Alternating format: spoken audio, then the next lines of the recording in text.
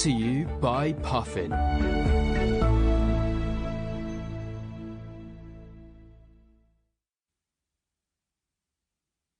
Charlie Morphs into a Mammoth by Sam Copeland. Read by Rhashan Stone.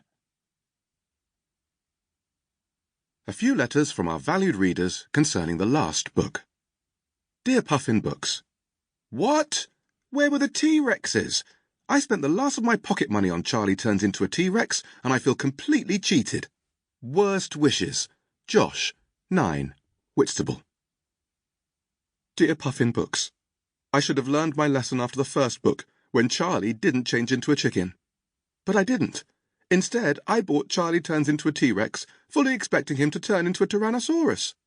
Once again, I was lied to. I shall never trust Sam Copeland, Puffin Books, or, in fact, anybody, ever again. Yours devastatedly, May Dupname, 10, Banjacks-on-Thames. Dear Puffin Books, no T-Rex? That's the worst news, the worst. Sneaky Sam Copeland is a stone-cold loser. I could write a children's book better than him. Easy. Yours, D. Trump, 73 3/4, USA. Puffin Books, 80 Strand, London. Dear reader, well, here we are again.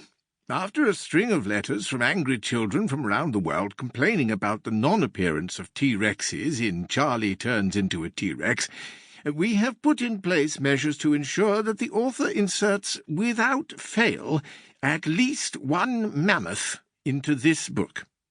Please find below a written-down, 100% guaranteed, cross-your-heart-and-hope-to-die unbreakable promise from the author.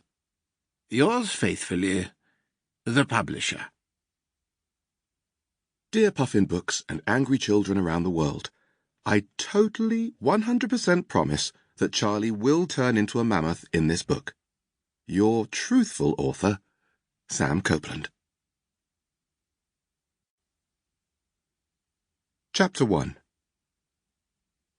Charlie McGuffin was late again, and he really couldn't be late this time, or he was a dead man. And what was Charlie McGuffin late for? That's an excellent question, dear reader. You all seem like a clever bunch, not like that dreadful crowd who read the last 2 books. They were awful. I think you guys are going to be my favourite readers so far. I can feel it in my bones. So, in answer to your question, Charlie McGuffin couldn't be late for his school trip, or he was a dead man. And where was the school trip to? Another great question, you clever reader, well done. The school trip was to the local zoo. And was he actually going to be dead if he was late? No, of course he wasn't. Now that was a silly question.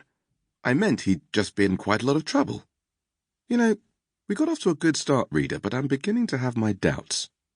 So, to be clear, Charlie McGuffin couldn't be late for his school trip, or he was a dead, not actually dead, man. Oh, come on. What is wrong with you? What do you mean, is Charlie a man? No, I know I said he was a dead man, but that was just a phrase. He's obviously just a boy. There's even a picture of him on the cover of the book. I take back everything I said earlier. You're every bit as dreadful as the readers of the last book. Possibly worse. I should have learned by now. I only ever get disappointed by readers. I suggest you run into the bathroom, take a good hard look at yourself in the mirror, if you can bear to, and then repeat 3 times, I'm a massive, bum-faced wazzock. Meanwhile, I'm going to have to start all over again, and I want no questions this time from you people. Chapter 1. Charlie McGuffin was late again, and he really couldn't be late this time, or he was a dead, not actually dead, man, not actually a man. Charlie had 18 minutes to get to school if he didn't want to miss the coach, which was due to leave at precisely 9 a.m. to take his whole year to the zoo. Miss Fire, the headmistress, had given them all a warning in assembly the day before.